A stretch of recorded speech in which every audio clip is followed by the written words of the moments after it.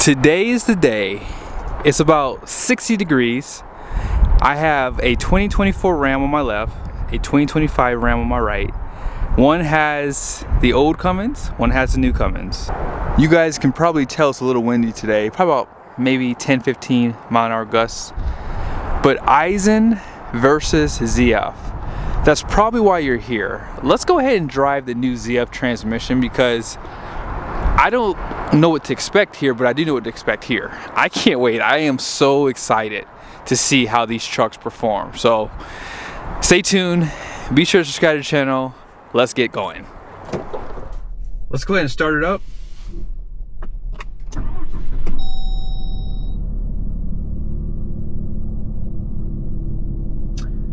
This diesel is a little quieter. It has less vibrations too from it, so they've definitely tamed it a lot more so compared to the outgoing. The shifter, it's electronical too, so it's a lot easier to shift, but they did cheap out and give it this plastic. I won't complain. I won't complain. You know, these manufacturers, they I guess got to do what they got to do.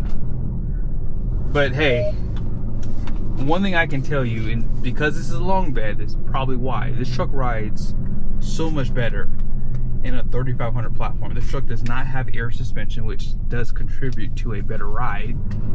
And the one there, actually I didn't even check, does that one have air suspension? I don't know. Hopefully it doesn't, because then that could actually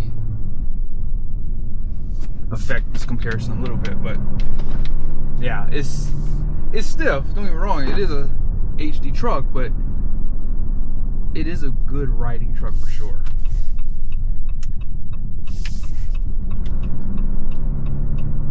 Truck is still a little cold, so I'm going to take it easy here.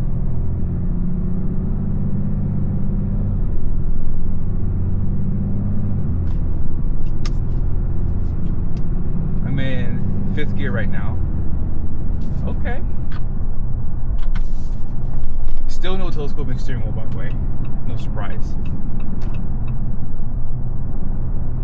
One thing I noticed, now granted I didn't give it that much throttle, but one thing I noticed, there was no hesitation whatsoever. That is, wow, that's good news, guys. That is really good news. We're still in 5th gear, 4th gear, 3rd gear, 2nd. Doesn't drop down to 1st. Now if I were to put it in tow haul mode, it drops down to 1st. You take out tow haul mode, back up in 2nd again. Oh wow, that is, so that's the biggest upgrade from this engine. With the Aisin, especially when it's cold like this, like the engine's not warmed up, there's like a lot of hesitation, a lot of torque management. It's not the turbocharger, it's the transmission. It's just not geared the same, right? So I gotta get over real quickly. But this truck rides great. It rides amazing, actually. All hesitation's gone. They fixed that. That's probably the biggest complaint. Well, the Aisin is very clunky too, but the hesitation was real. Now I'm going to have to stop up here because I got to reset the fuel economy number here for the Trip 1, or Trip A as they call it. But yeah, hesitation's gone.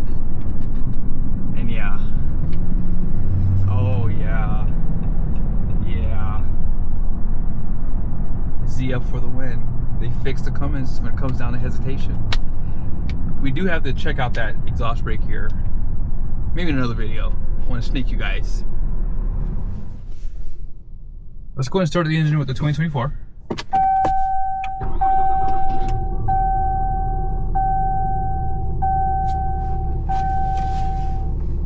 This engine's a little bit louder. Now that 25 had a cast iron block. This has a compacted graphite iron. I'm not sure if that makes a difference on NVH, which is noise, vibration, and harshness. But yeah, this engine is a little bit louder, just a little bit. Some people probably won't notice, but some people would definitely if you're not used to driving big trucks like this.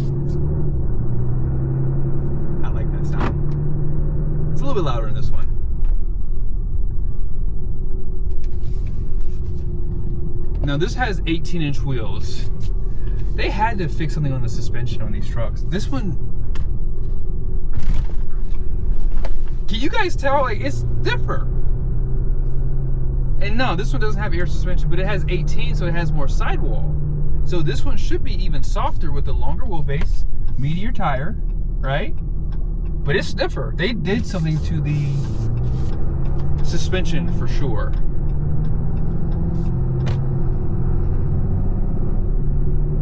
Yeah. Oh, this Aisin, all right. Ooh, yes. I got an Aisin right now. The conversation is going to have to continue, obviously, even after this video. Like, which one is the better buy? Like, you have an option to get a 2024, get a big discount. And, yeah. I can't wait to pull off from this light here. Give me 1 second.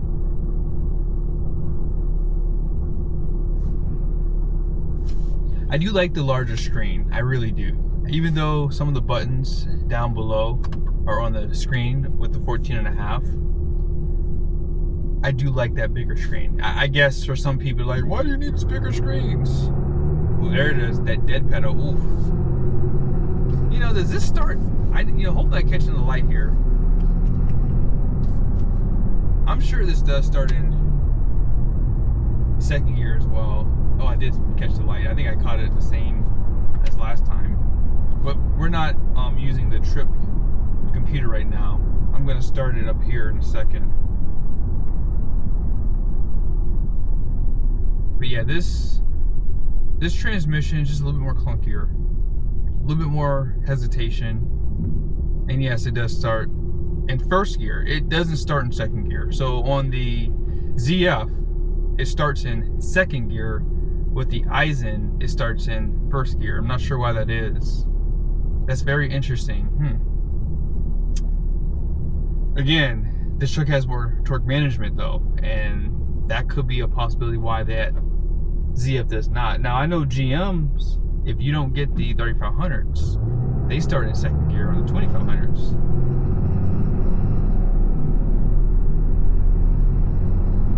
That wasn't that bad actually. That was actually pretty darn good too.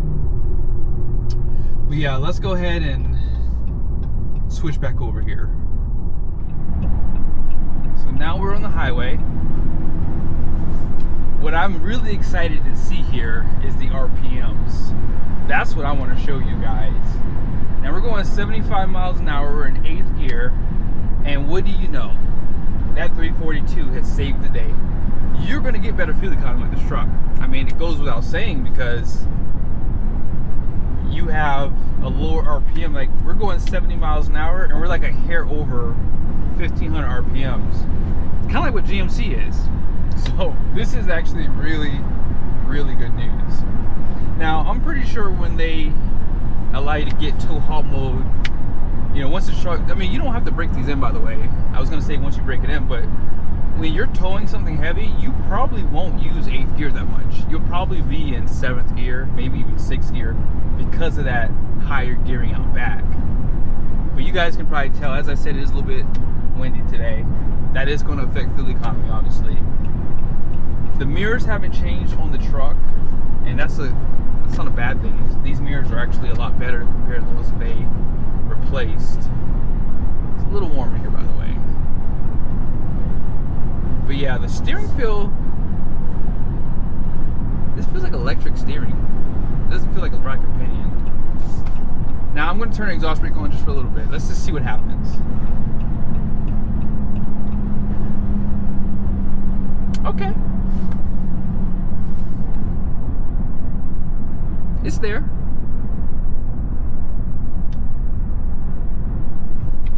It's there.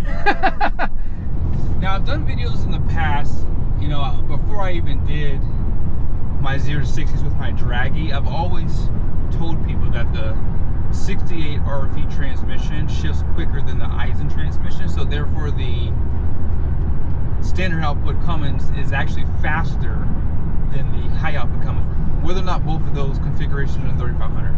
And the reason why is the Aisin is a medium duty transmission. It's not for off the line performance. The 10-speed that's found in the competitors from Ford and GM, their transmissions are a good mix between, you know, obviously heavy lifting and just occasional cruising around, right? This truck is stiffer. They did something to these trucks. They did something different.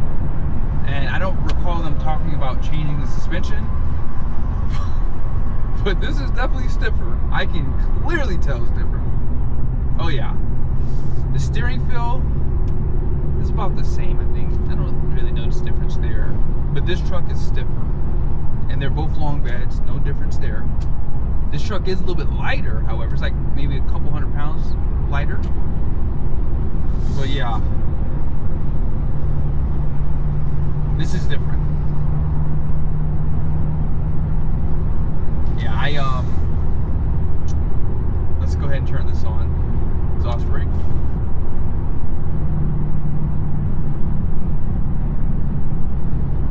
Okay. See, that's the one thing Ram can't mess up, because I think most people will agree that's why we buy Ram trucks, right? It's for that exhaust brake. And yeah, that sucker is strong. At 60 miles an hour, you guys see that? We're about what, 1400, 1450? It's not bad. That ain't bad at all. Now let's just see. I'm gonna give it some throttle. Let me get around this curve here. I'm gonna get over. Let's see what happens when I give it a little bit of throttle response. So that's where the Ford high output power stroke, that's where that engine wins. I can't wait to put this up against a Ford, by the way. But when you give it about maybe 50 or less throttle, that 10 speed does not need to utilize a lower gear. And that's kind of where I think the 10 speed does win. I mean, granted, the Cummins does not need 10 gears. I'm just gonna be honest, but this inline 6 design, it only really needed one more gear, 6th and 7th. I think if they did that, it would have been fine. But yes, this truck does, if I give it again, okay, right there it didn't do it, but we are going a little bit faster too. But you guys see where we are for the RPMs? I mean, at 75 miles an hour, we're not even at 2,000 yet. So yeah, they've definitely done some really good updates. When you were running a 373 rear end, you're gonna see, well, you're gonna see it here in a second, so I'm not even gonna talk about it. You're gonna see it right now. I'm gonna give it some throttle.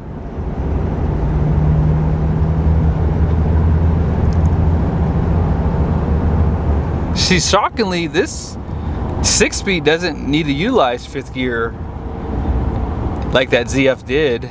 It utilized what, 7th gear? It's just stayed in 6th gear. Now at 60 miles an hour, you know, you see that we're at 1500 RPM, so we're not under. And if we get up to 70, we're just creeping closer and closer to 2000 RPMs. So that's the difference between these two trucks. I mean, it's night and day different. Wait till we do 80 miles an hour. We're gonna be over 2000 RPMs. Now with the dually, you can no longer get that 410. You only have the 342, I believe. I don't think you can get the 410, which if you can't, that might be a silly thing on Ram's part. I think that for those who wanna run the bigger tires, that's why I would always get the 410, just so I can run the 35s or 37s and not really mess with the gearing. But then again, now that you have an 8-speed transmission, that's not really a big factor anymore. So I don't know. There's a lot to think about here, for sure. Here are the numbers on the door. Be sure to pause. 12,300 pound GVWR. So these trucks are apples to apples. All in payload is 3,743 pounds. I will show you guys the curb weight at the end of the video. For the 2024, you guys see nothing changes. Same numbers, which is kind of a letdown, just a little bit. You guys see right there? 4,000 pounds of payload. You guys see those temperatures? I mean, we only been driving for about 5 minutes, so yeah, transmission's at 100. Coolant's at 192. Oil, 181. But as I said, it's not that cold outside, it's not that hot outside. Really, it's a perfect temperature for diesel, 57 degrees. So yeah, hope you guys see that. I do like the 14.5-inch display. This is definitely going to give us more info for sure, so that'll be welcomed. And you guys can see they did incorporate the trailer brake down there with the screen, which I'm not a huge fan of that, but hey, it is what it is. They should have maybe allowed you to be able to control the trailer brake from here, maybe. Where is it at? Or did not have the trailer brake over here anymore? Okay, I guess I'll have to do a video of that. Maybe I have to check and make sure. But yeah, it'd be nice if you could still adjust it just in case that were to go out, right? Just saying, just something to consider. I'm trying to do this all in the same spot as much as I can. But do you guys see that? Coolant, transmission's at 131.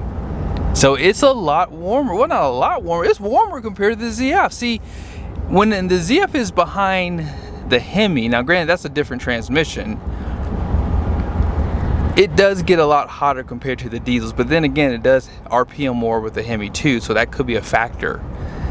But yeah, 133, coolant's at 194, oil's at, oil's actually a little bit higher too.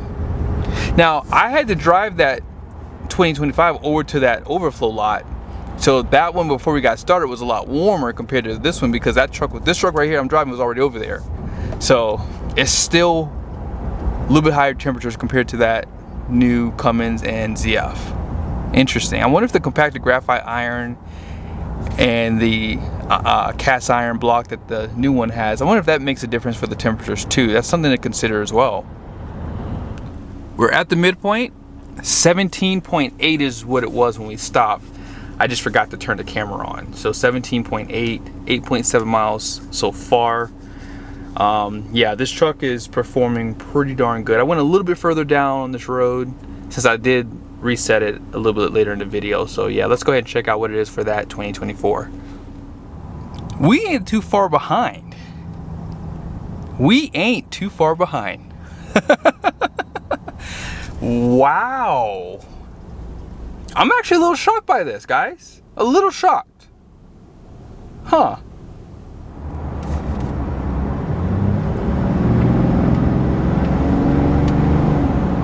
There's still some delay with this 8-speed, just a little bit.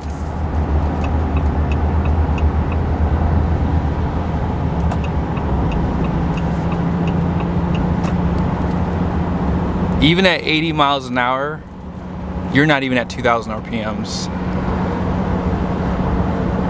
See, here in Utah, we can go like 85 and not be breaking the law. We're still not at 2,000 RPM. We're like at 1,900. Wow, this is definitely a game changer. You know, the question most people are going to ask is,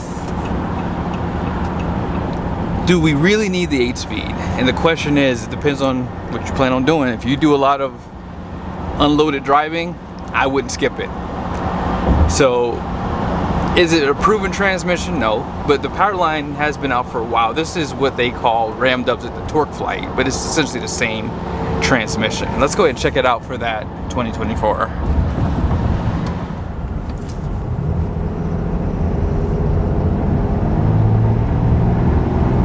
You guys see what it dropped down to?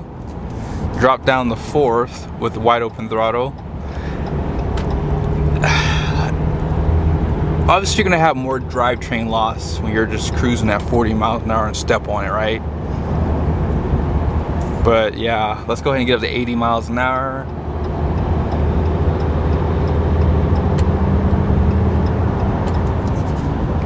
Actually, you know what?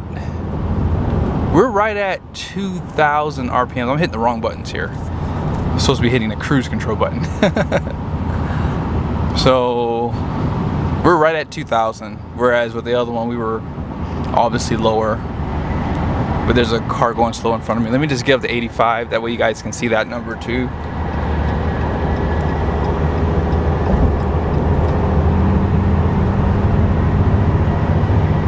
Right there. So at 85 miles an hour, you're at 2,100 RPM. So that's where that 342 rear end comes in and plays. I think that what you guys are seeing here is cruising should be a little bit better unloaded. Now towing, that's something that we're gonna have to look at in the future, because again, I think on this transmission it's like a 0.64, and with the Aisin it might be like a 0.63 on that final drive. So even in, you know, the final drive, I mean, they're very, very similar, but that rear axle ratio, that's what's really helping this, or helping that 8-speed basically. So here it is. This is the all-new Cummins. You can tell that the top of it's slightly different, so that CCV filter looks a little bit easier to get to on this generation of Cummins. 430 horsepower, 1,075 pound-feet of torque. All that power goes through a 8-speed transmission, and it has a 342 rear. Let's see how it accelerates. Here's 0 to 60.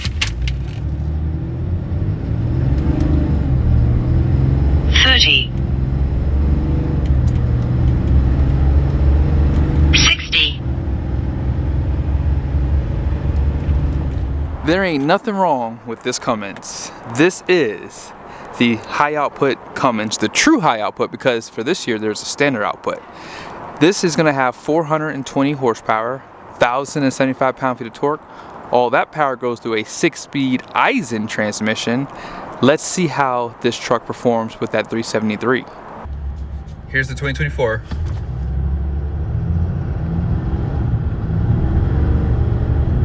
$30. 60.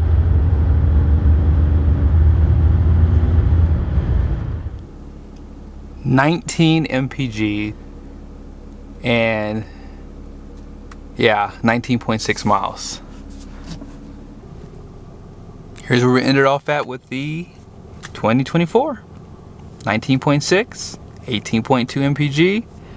Yes, they fixed the Cummins. What did you learn today? Gearing is more important than power in some cases. That's why I think the 25 didn't go up that much in horsepower and the torque stayed the same, because that 8-speed is gonna be doing more of the work for you guys, right? So I'm really excited to see how this truck tows. I think that if you're still in the market for a Ram truck and you're like, should I go 24 or 25? The 8-speed's not proven, right? Now granted, that transmission has been out now because it's in other medium duty trucks around the world probably. But what I will tell you is that Aisin transmission is pretty darn good. It's pretty stout. It is more expensive in terms of maintenance, but the ZF, I would probably say it'd be smart to change that fluid around the same time if you're doing a lot of towing. But all in all, the ZF is smoother. I feel as though it puts the power down a lot better. It does start in second gear compared to the Aisin that starts in first gear, but you have torque management in first gear too. And you know that because of the 0 to 60. That 0 to 60, it all comes down to how the transmission shifts. And when that transmission takes time to shift between each gear, it's giving up mile an hour to do so. So yes, when you're loaded up with a trailer, that Aisin comes to life, and I can't wait to see how this ZF does when it does get some load behind it. But I hope you guys liked the video. I had so much fun today. I've been waiting to do this for a long time. I couldn't even sleep last night because I knew I was doing this video today. So yes, really excited about what Ram is going to be doing here. And yeah, we'll have to wait and see how it does tow, because I have some trailers, I just don't have the truck yet. See you guys soon.